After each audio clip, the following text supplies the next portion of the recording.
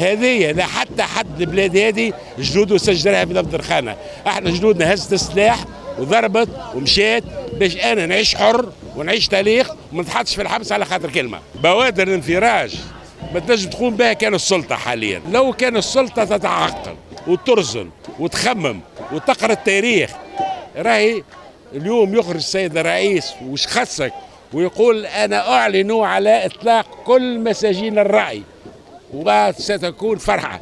أنا نعلن على تأخير هذه الانتخابات تتوخر، ما فيهاش آخر الدنيا. أنا نخر تأخيرها وفتح انتخابات للناس الكل.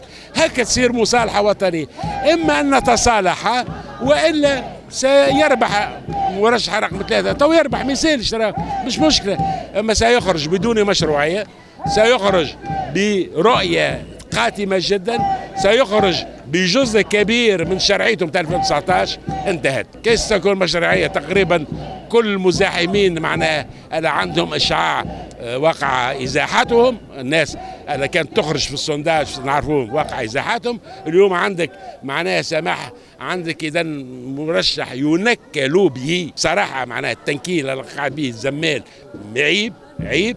ثم عندك تقريبا الاعلام العمومي ولا حكر على مرشح تقريبا فضاءات اذا متلوع عمومي، هتشوف له مسكره بارتو.